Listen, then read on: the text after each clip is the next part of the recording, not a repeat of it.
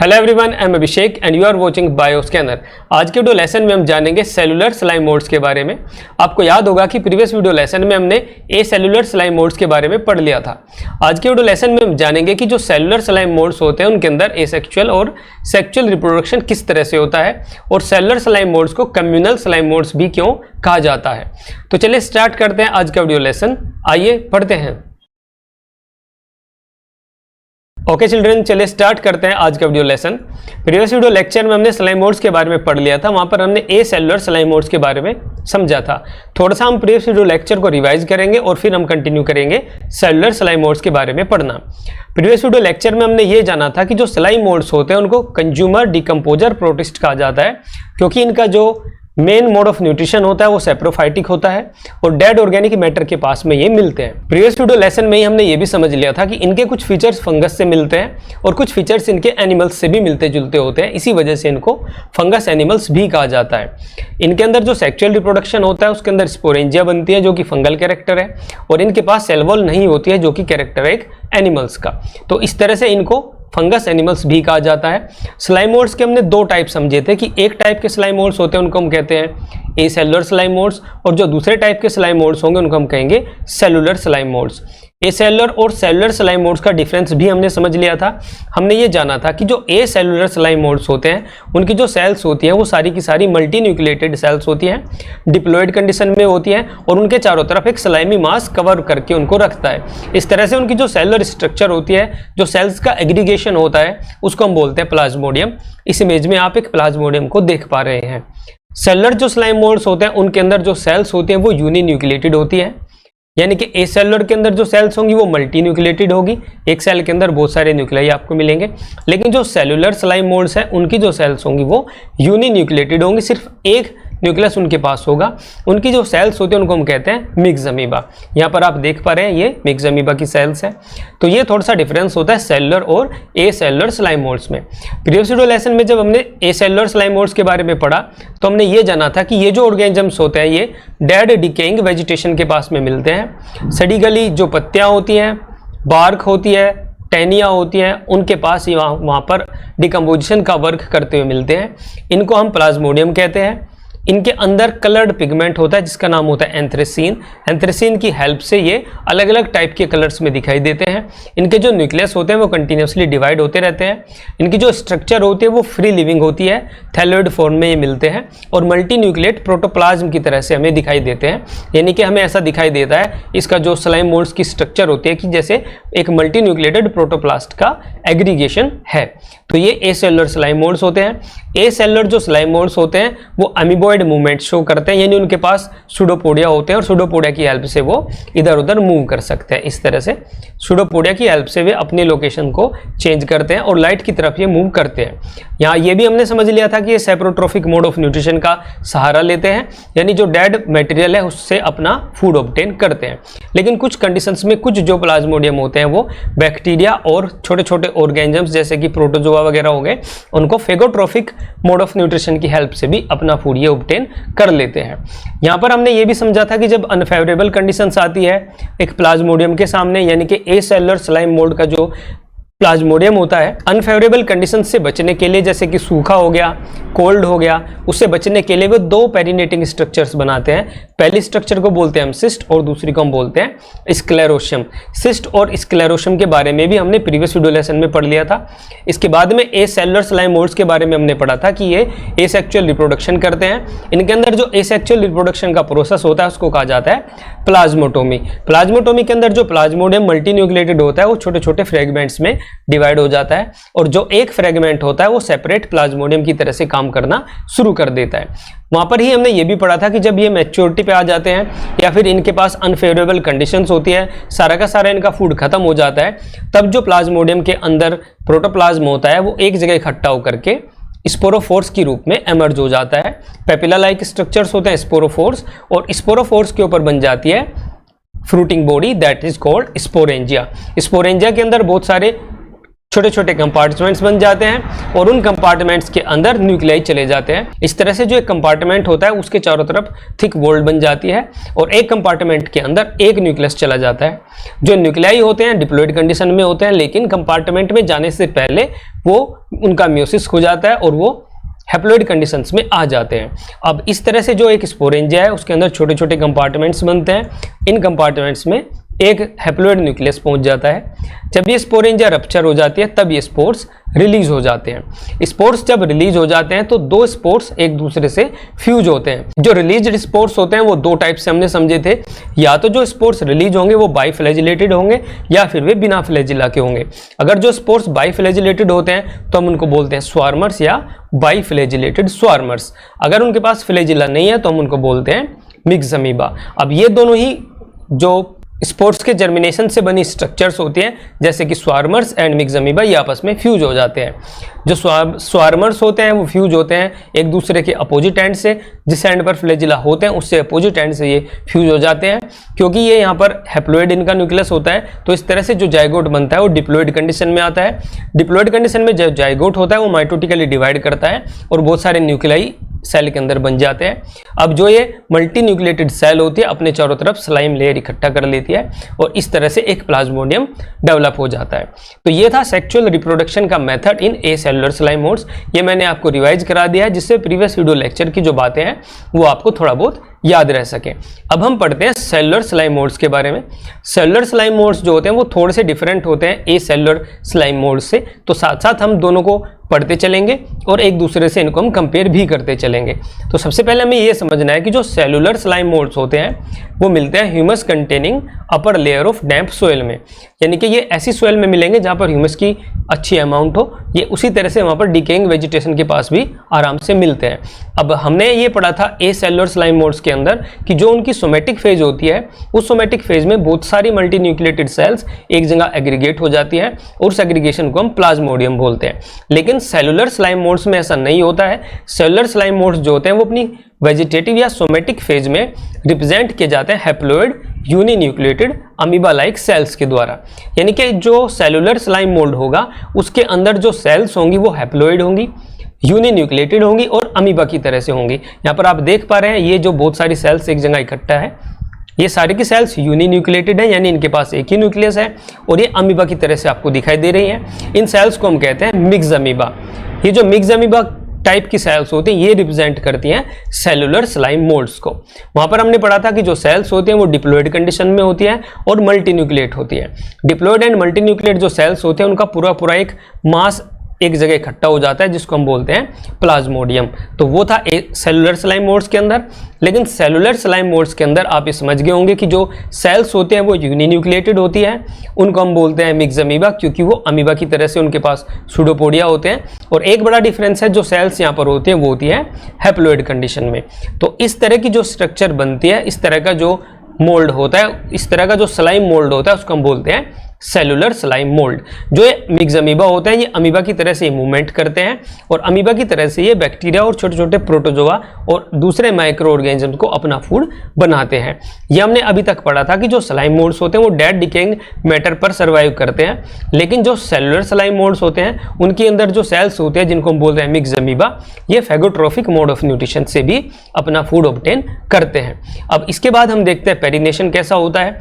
Perennation ए cellular slime moulds में आपको याद होगा हमने पढ़ा था, वहां पर हमने पढ़ा था कि जब अनफेवरेबल कंडीशंस आती हैं तो जो वेजिटेटिव सेल्स होती हैं ए सेलुलर स्लाइम मोल्ड्स की, वो अपने चारों तरफ या तो सिस्ट की फॉर्मेशन करती हैं या फिर वे स्क्लेरोशिया की फॉर्मेशन करती हैं और इन दोनों टाइप की स्ट्रक्चर्स से वो अनफेवरेबल कंडीशंस को बाईपास कर देती है। लेकिन जो सेलुलर स्लाइम मोल्ड्स होते हैं अनफेवरेबल कंडीशंस में उनके अंदर बनते हैं माइक्रोसिस्ट। माइक्रोसिस्ट कोई खास डिफिकल्ट स्ट्रक्चर नहीं होती है। एक मिक्स्ड अमीबा की जो सेल होते हैं वो अपने चारों तरफ एक थिक लेयर सराउंड कर लेती है, यानी चारों तरफ इसके एक बहुत ही थिक लेयर आ जाती है, थिक लेयर से सराउंडेड हो जाती है। और जब तक अनफेवरेबल कंडीशंस होती हैं तब तक इसकी जो सेल होते हैं इसके चारों तरफ एक थिक लेयर बन जाती है। अब इस थिक लेयर के बन जाने से जो मिक्स्ड अमीबा की सेल होती है उसको हम बोलते हैं माइक्रोसिस्ट। यानी कि अभी तक ये मिक्स अमीबा की सेल थी, अब इसके चारों तरफ सिस्ट की फॉर्मेशन हो गई है, अब हम इसको बोल रहे हैं माइक्रोसिस्ट। जैसे ही फेवरेबल कंडीशन आती है, जो माइक्रोसिस्ट की ये वॉल होती है ये यहाँ से रप्चर हो जाती है। इसके रप्चर हो जाने से फिर से हमारे सामने जो मिक्स अमीबा है वो अपीयर हो जाता है और वो अपने बेसिक फंक्शंस जैसे फूडिंग, ग्रोथ वगैरह का करना स्टार्ट कर देता है। तो इस तरह से जो सेलुलर स्लाइम मोल्ड्स होते हैं वो पेरिनेशन करते हैं अनफेवरेबल एनवायरमेंटल कंडीशंस में। अब हम पढ़ते हैं कि सेलुलर स्लाइम मोल्ड्स के अंदर एसेक्सुअल रिप्रोडक्शन कैसे होता है। एसेक्सुअल रिप्रोडक्शन का जो मेथड था ए सेलुलर स्लाइम मोल्ड्स के अंदर वो था प्लाज्मोटोमी, लेकिन यहाँ पर एसेक्सुअल रिप्रोडक्शन थोड़े से डिफरेंट तरीके से होता है। अब आप ये समझिए, जो सेलुलर स्लाइम मोल्ड्स हैं इनके पास जो सेल्स हैं जिनको हमने कहा है मिक्स अमीबा, जब उनकी जो फूड सप्लाई है वो एग्जॉस्ट हो जाती है तो वो जो मिक्स अमीबा की सेल्स होती है वो एक साथ एग्रीगेट होना स्टार्ट हो जाती है। अभी तक वे जो सेल्स थी वो एक दूसरे से थोड़ा डिस्टेंस बनाकर रख रही थी, दूरी बना रही थी एक दूसरे से, लेकिन जब फूड की सप्लाई कम होने लगी तो वे एक दूसरे के पास, एक दूसरे के क्लोज आना स्टार्ट हो जाती है। लेकिन इनकी जो प्रोक्सिमिटी है, यानी कि जब वो एक दूसरे से क्लोज आती हैं तो उनके अंदर कोई भी फ्यूजन नहीं होता है। ए सेलुलर स्लाइम मोल्ड्स के अंदर सारी की सारी सेल्स इस तरह से फ्यूज होकर रहती है कि वो पूरी पूरी एक ही स्ट्रक्चर दिखाई देती है। लेकिन जो सेलुलर स्लाइम मोल्ड्स हैं उनके अंदर जो मिक्स अमीबा की सेल्स होती हैं वो अनफेवरेबल कंडीशंस के आने पर एक दूसरे के क्लोज तो आ जाते हैं लेकिन उनका फ्यूजन नहीं होता है। तो इस तरह से यहाँ पर जो सेलुलर स्लाइम मोल्ड्स हैं उनके अंदर एक स्ट्रक्चर बन जाती है। इस स्ट्रक्चर को हम कहते हैं सूडोप्लाज्मोडियम। अब ये दोनों टर्म आपको याद रखने हैं। जो प्लाज्मोडियम की स्ट्रक्चर हमने पढ़ी थी जहाँ पर मल्टी न्यूक्लिएटेड सेल थी, एक जगह इकट्ठा हो गई थी, उनके चारों तरफ एक स्लाइम की लेयर आ गई थी, ये स्ट्रक्चर थी ए सेलुलर स्लाइम मोल्ड के अंदर। लेकिन जो सेलुलर स्लाइम मोल्ड है जिनके पास यूनिन्यूक्लिएटेड हैप्लॉइड सेल्स होती हैं, जब वे यूनिन्यूक्लिएटेड हैप्लॉइड सेल्स एक जगह इकट्ठा होना शुरू हो जाती है तो इससे जो स्ट्रक्चर बनती है उसको हम बोलते हैं सूडोप्लाज्मोडियम। तो ये वाली जो स्ट्रक्चर आप देख रहे हैं ये है सूडोप्लाज्मोडियम की and this one is Plasmodium. तो ये आपको याद रखना है, सूडोप्लाज्मोडियम बनता है सेलुलर स्लाइम मोल्ड्स के अंदर और प्लाज्मोडियम बनता है ए सेलुलर स्लाइम मोल्ड्स के अंदर। अब ये जो एसोसिएशन है उनकी एक दूसरे की हेल्प करने के लिए बनी है, अनफेवरेबल कंडीशन से बचने के लिए बनी है, एक दूसरे के साथ एक कम्युनिटी की फॉर्म में एक साथ रहना इन्होंने स्टार्ट कर दिया है। इसी वजह से जो सेलुलर स्लाइम मोल्ड होता है उसको कम्युनल स्लाइम मोल्ड भी कहते हैं, यानी इन्होंने एक कम्युनिटी बना ली है अनफेवरेबल कंडीशंस में। एक ये हो गए हैं, इन्होंने एक एकता दिखाया, एकता की भावना इन्होंने प्रदर्शित की है और इस एकता की भावना का प्रदर्शन करने के वजह से इन्हें उपाधि दे दी गई है कम्युनल स्लाइम मोल्ड्स। तो आपको याद रखना है जो सेलुलर स्लाइम मोल्ड्स होते हैं उनको हम कम्युनल स्लाइम मोल्ड्स भी कहते हैं। अब ये हमने समझ लिया है कि जो एसेक्सुअल रिप्रोडक्शन है उसके अंदर जो मिक्स अमीबा है सेलुलर स्लाइम मोल्ड्स की एक दूसरे के पास आ जाती हैं, पास होकर के एक स्ट्रक्चर बना लेते हैं, उस स्ट्रक्चर को कहते हैं सूडोप्लाज्मोडियम। अब जो सूडोप्लाज्मोडियम है जहाँ जो इसमें सारी की सारी सेल्स एक जगह इकट्ठा हो गई हैं, उनमें भी जैसे ए सेलुलर स्लाइम मोल्ड्स के अंदर रिप्रोडक्शन हो रहा था सेक्सुअल रिप्रोडक्शन और उनमें स्पोरेंजिया बन रही थी, इनमें से भी यहाँ पर स्पोरेंजिया बनना स्टार्ट हो जाती है। ये आप देख पा रहे हैं, ये स्पोरेंजिया यहाँ पर बन गई है। अब स्पोरेंजिया के अंदर सेम उसी तरीके से यहाँ पर स्पोर्स बन जाते हैं। अब ये स्पोर्स रिलीज हो जाते हैं और इन स्पोर्स के रिलीज होने से नई मिक्स अमीबा की सेल डेवलप हो जाती है। अब जो सेक्सुअल रिप्रोडक्शन आपने पढ़ा था ए सेलुलर स्लाइम मोल्ड में, वहाँ पर आपने जाना था कि वहाँ पर भी इसी तरह से स्पोरेंजिया बनी थी, स्पोरेंजिया के अंदर स्पोर्स बने थे और वो स्पोर्स फ्यूज हुए थे। लेकिन यहाँ पर ये एसेक्सुअल मेथड ऑफ रिप्रोडक्शन है इन सेलुलर स्लाइम मोल्ड्स, जहाँ पे स्पोरेंजिया की फॉर्मेशन तो हो रही है लेकिन स्पोर्स का फ्यूजन नहीं हो रहा है, तो इसी वजह से इसको हम एसेक्सुअल रिप्रोडक्शन कहते हैं। यहाँ पर आपको एक चीज़ मैं याद करा दूँ, ए सेलुलर स्लाइम मोल्ड्स की जो सेल्स होती हैं वो डिप्लॉइड कंडीशन में होती हैं। जब वो स्पोरेंजिया के अंदर जाती है तो म्यूटिक डिवीजन उनका होता है, वो हैप्लॉइड सेल्स में कन्वर्ट हो जाती है और हैप्लॉइड स्पोर्स बन जाते हैं, फिर वे हैप्लॉइड स्पोर्स फ्यूज करते हैं। लेकिन यहाँ पर जो सेलुलर स्लाइम मोल्ड्स हैं इनकी जो सेल्स है वो पहले से ही हैप्लॉइड कंडीशन में है। हैप्लॉइड कंडीशन में बहुत सारी मिक्स अमीबा की सेल एक जगह इकट्ठा हो गई हैं। इनके इकट्ठा होने से जो स्ट्रक्चर बनी उसको हमने कहा सूडोप्लाज्मोडियम। जो सूडोप्लाज्मोडियम की सेल्स हैं उनके अंदर स्पोरोकार्प बन जाते हैं, यह है स्पोरोकार्प, और स्पोरोकार्प के टर्मिनल पोजीशन पर एक स्पोरेंजिया बन जाती है। स्पोरेंजिया के अंदर छोटे छोटे टाइनी से कंपार्टमेंट्स बनते हैं और उन कंपार्टमेंट्स के अंदर एक एक न्यूक्लियस चला जाता है। अब यहाँ पर क्योंकि ये ऑलरेडी हैप्लोइड है तो इनका म्यूटिक डिवीजन नहीं होगा। अब जो ये स्पोर्स हैं, ये स्पोर्स अपने चारों तरफ एक थिक रेसिस्टेंट वॉल डेवलप कर लेते हैं। और एक चीज़ आपको यहाँ पर ध्यान रखने की है कि इनके चारों तरफ सेलुलोज की बनी सेल वॉल भी अपीयर हो जाती है। जो मिक्स्ड अमीबा की सेल्स होती है उनके पास सेलुलोज की वॉल नहीं होती है, लेकिन जो स्पोर्स होते हैं इनके पास सेलुलोज की सेल वॉल होती है। अब जो ये मिक्स्ड अमीबा की सेल है, जो स्पोर्स हैं, ये जर्मिनेट करते हैं और फिर से ये नई मिक्स्ड अमीबा की सेल के रूप में डेवलप होना शुरू हो जाते हैं। तो ये होता है asexual reproduction in cellular slime moulds. अब हम फिर से रिवाइज कर लेते हैं एसेक्सुअल रिप्रोडक्शन को सेलुलर स्लाइम मोल्ड्स में, जिससे आपको कोई कंफ्यूजन ना रहे। अभी तक हमने ये पढ़ा है कि जो सेलुलर स्लाइम मोल्ड्स होते हैं उनके अंदर जो सेल्स होते हैं उनको हम बोलते हैं मिक्स्ड अमीबा। मिक्स्ड अमीबा की जो सेल्स होते हैं वो यूनिन्यूक्लिएटेड होती है, यानी इनके पास एक ही न्यूक्लियस होता है और ये हैप्लोइड कंडीशन में होती है। अब इस तरह की बहुत सारी सेल्स एक दूसरे के साथ इकट्ठा हो जाती है और इकट्ठा होकर के एक एग्रीगेशन बना लेती है। जो एग्रीगेशन बनता है, इनमें ये जो सेल्स होती है वे आपस में फ्यूज नहीं होती है, बस एक दूसरे के नज़दीक रहती है। इस तरह से जो इनका एग्रीगेशन बनता है उसको हम बोलते हैं सूडोप्लाज्मोडियम, क्योंकि ये एसेलुलर स्लाइम मोल्ड की तरह से प्लाज्मोडियम नहीं है, ये झूठा प्लाज्मोडियम है, इसलिए हमने इसको बोल दिया सूडोप्लाज्मोडियम। जो सूडोप्लाज्मोडियम की सेल्स होते हैं उनसे यहाँ पर स्पोरेंजिया बनना स्टार्ट हो जाती है। उनका जो प्रोटोप्लाज्म है वो एक जगह इकट्ठा होता है और उनसे स्पोरोकार्प रिलीज होता है। स्पोरोकार्प के ऊपर स्पोरेंजिया बन जाती है। अब जो स्पोरेंजिया होती है, एक स्पोरेंजिया के अंदर हैप्लोइड न्यूक्लियाई होते हैं बहुत सारे, क्योंकि ये सारे के सारे न्यूक्लियाई यहाँ पर इसके अंदर चले गए हैं। और ये जो हैप्लोइड न्यूक्लियाई होते हैं स्पोरेंजिया के अंदर छोटे छोटे फ्रेगमेंट्स के अंदर चले जाते हैं। अब इन छोटे छोटे फ्रेगमेंट्स जिनके अंदर एक हैप्लोइड न्यूक्लियस चला गया, इनको हम बोलते हैं स्पोर्स। ये जो स्पोर्स होते हैं इनके पास सेलुलोज की बनी सेल वॉल होती है। यहाँ से जो स्पोरेंजिया होती है इसका डिस्पर्सल हो जाता है, इसकी वॉल रप्चर हो जाती है और सारे के सारे स्पोर्स बाहर रिलीज हो जाते हैं। जो एक स्पोर होता है ये ओवोइड सी स्ट्रक्चर होती है और ये जर्मिनेट करके फिर से एक मिक्स्ड अमीबा की सेल को डेवलप कर देता है।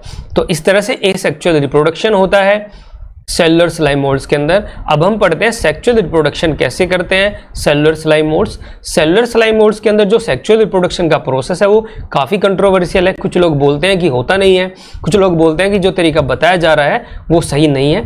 लेकिन जो कई बुक्स में मैंने पढ़ा है, जो कई जगह मैंने स्टडीज को किया है, तो वो मेथड मैं आपको बता रहा हूँ। सेक्सुअल रिप्रोडक्शन जब करते हैं सेलुलर स्लाइम मोल्ड्स, उनके अंदर बहुत सारी जो मिक्स्ड अमीबा की सेल्स होती है वो एक जगह क्लस्टर्स बना लेती है। जैसे यहाँ पर आप देख रहे हैं एक क्लस्टर बना हुआ है बहुत सारी मिक्स्ड अमीबा की सेल्स का। अब इसके अंदर जो सेंट्रल मिक्स्ड अमीबा की सेल होती है वो इस क्लस्टर में थोड़ी लार्ज साइज की हो जाती है और सराउंडिंग किसी भी सेल को वो एनगल्फ कर लेती है। यानी कि ये एक जो आप बड़ी टाइप की सेल देख रहे हैं मिक्स्ड अमीबा की, ये बड़े साइज में इस वजह से आई है कि इसने साइड से अपने पास के किसी दूसरी मिक्स्ड अमीबा की सेल को एनगल्फ कर लिया है। यानी ये एक मिक्स्ड अमीबा की सेल एक सेल्स के ग्रुप में आती है और पूरे ग्रुप में से एक जो सेल होती है जो सेंटर में होती है वो साइड में से किसी भी एक सेल को खा लेती है और उसको खा करके उसका साइज बड़ा हो जाता है।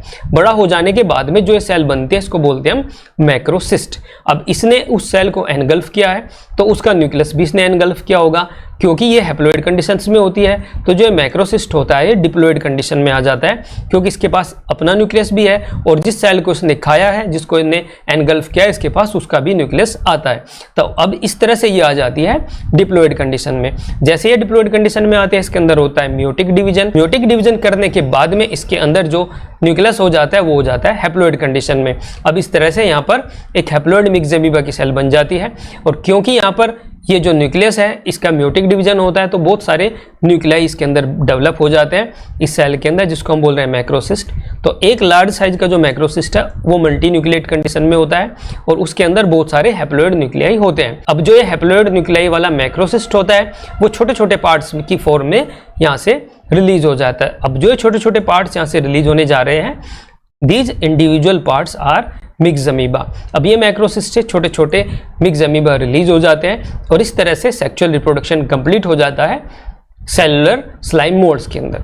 अगर आपको ये चीज़ समझ नहीं आ रही है तो मैं फिर से आपको एक्सप्लेन करता हूँ। देखिए यहाँ पर हमें समझना ये है कि जो सेक्सुअल रिप्रोडक्शन होता है सेलुलर स्लाइम मोल्ड्स में, उसमें बहुत सारी मिक्स्ड अमीबा की जो सेल्स होती हैं एक साथ इकट्ठा हो जाती हैं और एक क्लस्टर बना लेती है। पहली चीज़ हो गई, तो यहाँ पर बहुत सारी मिक्स्ड अमीबा की सेल्स आई, एक जगह इकट्ठा हो गई, उन्होंने क्लस्टर बना लिया। अब उस क्लस्टर में एक जो सेंट्रल मिक्स्ड अमीबा की सेल है वो अपनी पास की किसी सेल को एनगल्फ कर लेती है। ये जो ब्लैक कलर में आप देख रहे हैं ये सेंट्रल की सेल है, इसने यहाँ से साइड में से एक मिक्स्ड अमीबा की सेल को एंगल्फ कर लिया है, और जैसे इसने इसको एंगल्फ किया तो दो मिक्स्ड अमीबा की सेल्स एक साथ जुड़ गई हैं, तो ये जो सेंट्रल सेल होते हैं ये लार्ज साइज की हो जाती है।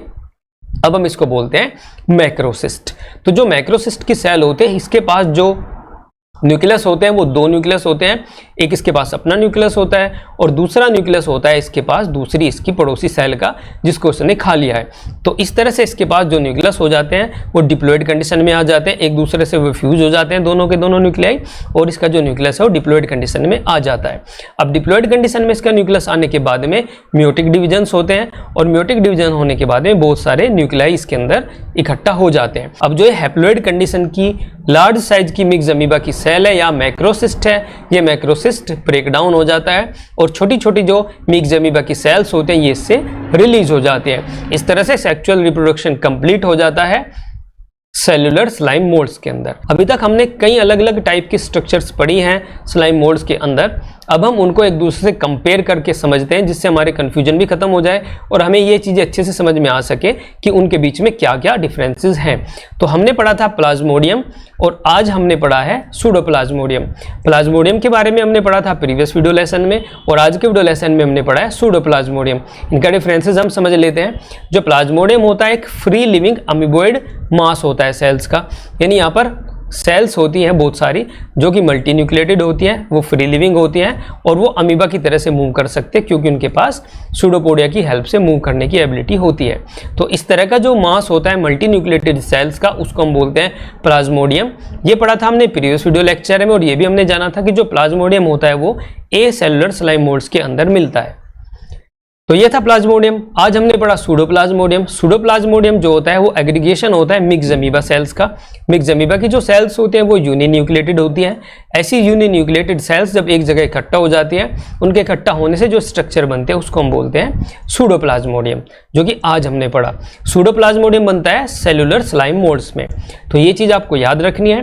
प्लाज्मोडियम की जो स्ट्रक्चर बनेगी वो बनेगी ए सेलुलर स्लाइम मोल्ड्स में, और सूडोप्लाज्मोडियम की जो स्ट्रक्चर बनेगी वो बनेगी सेलुलर स्लाइम मोल्ड्स में। जो प्लाज्मोडियम होगा उसके अंदर जो सेल्स होंगी वो डिप्लॉयड कंडीशंस में होगी, और बहुत सारी सेल्स यहाँ पे होंगी, और बहुत सारे मल्टी न्यूक्लिएटेड कंडीशन में ये सेल होंगी। जो सूडोप्लाज्मोडियम की सेल्स होंगी वो यूनिन्यूक्लिएटेड होंगी और वो हैप्लॉयड कंडीशन में होगी। ये दोनों के डिफरेंसेस आपको समझ में आ गए होंगे। इसके साथ साथ एक प्लाज्मोडियम का नाम आपने पहले भी सुना है जो होता है मलेरियल पैरासाइट। ये जो मलेरिया करने वाला पैरासाइट होता है इसको भी हम प्लाज्मोडियम ही कहते हैं। जो प्लाज्मोडियम हमने स्लाइम मोल्ड्स में पढ़ा इसमें, और जो प्लाज्मोडियम मलेरियल पैरासाइट होता है उसमें क्या अंतर है आप वो भी समझ लीजिए। जो प्लाज्मोडियम मलेरियल पैरासाइट है वो में मलेरिया करेगा, और जो प्लाज्मोडियम हमने पढ़ा है वो होता है स्लाइम मोल्ड्स के अंदर, वो ए सेलुलर स्लाइम मोल्ड के अंदर मिलता है। जो मलेरिया का पैरासाइट है वो है यूनिन्यूक्लिएटेड, और जो प्लाज्मोडियम हमने पढ़ा ए सेलुलर स्लाइम मोल्ड में वो होता है मल्टी न्यूक्लिएटेड। जो प्लाज्मोडियम मलेरिया करता है, मलेरिया का पैरासाइट होता है, उसका जो मोड ऑफ न्यूट्रिशन होता है वो पैरासाइटिक मोड ऑफ न्यूट्रिशन होता है। या तो वो मच्छर के अंदर रहता है या हमारी बॉडी के अंदर रहता है, वहीं से वो हमारा जो ब्लड होता है उसको एज अ फूड इस्तेमाल करता है। लेकिन जो प्लाज्मोडियम होता है ए सेलुलर स्लाइम मोड्स का, उसका जो मेन मोड ऑफ न्यूट्रिशन होता है वो होता है सेप्रोट्रोफिक। दोनों की इमेजेस आप देख रहे होंगे, दोनों की जो इमेजेस है वो भी एक दूसरे से काफ़ी डिफरेंट होती हैं। अब हम देखते हैं कि स्लाइम मोड्स का क्या सिग्निफिकेंस है, क्या इनकी इकोनॉमिक इंपॉर्टेंस है। पहला इनका सिग्निफिकेंस ये है कि ये जो डेड ऑर्गेनिक मैटर है उसको डिके करने का काम करते हैं। दूसरा इनका थोड़ा सा नुकसान भी है कि जो ऑर्नामेंटल प्लांट्स आप घर में लगाते हैं अगर उसके ऊपर इनकी ग्रोथ हो जाती है तो बहुत ही भद्दा सा लगने लगता है, उसके ऊपर आपको चिपचिपी सी स्लाइमी सी चीज़ फैली हुई दिखाई देने लग जाती है। अब इसके साथ इसका जो सबसे इंपॉर्टेंट फीचर है जहाँ पर इसका हम सिग्निफिकेंस मान सकते हैं वो होता है इसका इस्तेमाल किया जाता है बहुत सारी साइंटिफिक स्टडीज़ में, क्योंकि जो एसेलुलर स्लाइम मोल्ड्स होते हैं वो प्लाज्मोडियम की फॉर्म में होता है, और प्लाज्मोडियम एक मल्टी न्यूक्लिएटेड मास है प्रोटोप्लाज्म का। तो जो प्रोटोप्लाज्म की स्टडी अगर हम करना चाहते हैं तो उसके लिए एक एक्सीलेंट मटेरियल की तरह से काम करता है। प्लाज्मोडियम को हम ले लेते हैं और उसको स्टडीज़ करने के लिए हम बहुत ही अच्छी तरीके से इस्तेमाल करते हैं। इसकी जो प्लाज्मोडियम की सेल्स होती हैं उसके अंदर जो साइटोप्लाज्म होता है वो बहुत ही क्लियरली विजिबल होता है। इसके अंदर मल्टी न्यूक्लिएटेड कंडीशन में ये चीज़ें दिखाई देती हैं। इसका जो आउटर पार्ट होता है उसके अंदर न्यूक्लियाई नहीं मिलते हैं, इसको हम बोलते हैं हाइयोप्लाज्म, और जो इसका सेंट्रल पोर्शन होता है उसके अंदर न्यूक्लियस मिलते हैं। तो इसका जो प्रोटोप्लाज्म होता है, इसको हम स्टडी के लिए इस्तेमाल कर सकते हैं। स्लाइम मोल्ड्स का जो प्लाज्मोडियम है उसको लेकर के प्रोटोप्लाज्म से रिलेटेड जितनी भी स्टडीज करनी होती हैं उनको बड़ी आसानी से किया जा सकता है, क्योंकि यहाँ पर प्रोटोप्लाज्म को आपको निकालने की, अलग से सेग्रीगेट करने की कोई जरूरत नहीं पड़ेगी। आपको प्रोटोप्लाज्म का एक पूरा मास बड़ी इजीली मिल जाता है। तो ये सिग्निफिकेंस होता है स्लाइम मोल्ड्स का। अब हम आज के वीडियो लेसन को समराइज करते हैं, क्या क्या आज हमने पढ़ा। आज हमने ये पढ़ा कि स्लाइम मोल्ड्स जो होते हैं उनको कंज्यूमर डिकम्पोजर प्रोटिस्ट भी कहा जाता है। ये किंगडम प्रोटिस्टा के मेंबर्स होते हैं, यूनिसेलुलर होते हैं और यूकैरियोटिक होते हैं। इनके अंदर फंगस और एनिमल्स दोनों के ही फीचर्स होते हैं, इसलिए इनको फंगस एनिमल ऑर्गेनिजम्स भी कहा जाता है। स्लाइम मोल्ड्स दो टाइप के होते हैं, acellular slime moulds and cellular slime moulds. Acellular slime moulds के बारे में हमने प्रीवियस वीडियो लेक्चर में पढ़ा था। एसेलुलर स्लाइम मोल्ड्स की जो वेजिटेटिव स्टेज होती है उसको हम बोलते हैं प्लाज्मोडियम। जो सेलुलर स्लाइम मोल्ड की वेजिटेटिव स्टेज होती है उसको हम बोलते हैं मिक्स अमीबा, क्योंकि इसकी जो सेल्स होती है वो यूनिन्यूक्लिएटेड होती है, अमीबा की तरह से होती है। अगर अनफेवरेबल कंडीशंस आती है सेलुलर स्लाइम मोल्ड के सामने तो एक स्ट्रक्चर बनाता है जिसको बोलते हैं माइक्रोसिस्ट। माइक्रोसिस्ट इसको हेल्प करते हैं अनफेवरेबल कंडीशंस को सर्वाइव करने के लिए। एसेक्सुअल रिप्रोडक्शन का इसके अंदर तरीका ये है कि बहुत सारी मिक्स अमीबा की जो सेल्स होते हैं वो एक साथ इकट्ठा हो जाती हैं, एग्रीगेशन उनका बन जाता है, उनके एग्रीगेशन को बोलते हैं सूडोप्लाज्मोडियम। सूडोप्लाज्मोडियम के अंदर स्पोरेंजिया डेवलप हो जाती है और वो हैप्लॉइड स्पोर्स रिलीज करती है। हैप्लॉइड स्पोर्स रप्चर करते हैं और उनके रप्चर करने से नई मिक्स अमीबा की सेल्स बन जाती है जो कि हैप्लॉइड कंडीशन में होती है।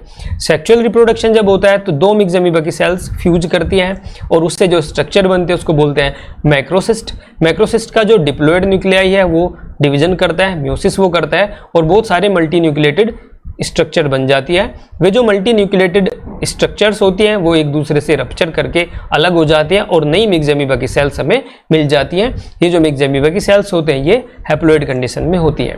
तो ये था हमारा आज का वीडियो लेक्चर जिसमें हमने पढ़ लिया है सेलुलर स्लाइम मोल्ड्स के बारे में। मुझे उम्मीद है कि आज के वीडियो लेक्चर से आप सेलुलर स्लाइम मोल्ड्स के बारे में काफ़ी कुछ सीख गए होंगे। अगर आपको कोई डाउट है, कोई चीज़ आपको समझ में नहीं आई है तो आप कमेंट बॉक्स में जरूर लिखिएगा। अगर आप मेरे यूट्यूब चैनल पर पहली बार आए हैं तो मेरे यूट्यूब चैनल को सब्सक्राइब जरूर करिएगा। अब मैं मिलता हूं आपसे नेक्स्ट वीडियो लेक्चर में। Till then bye bye, thank you for watching.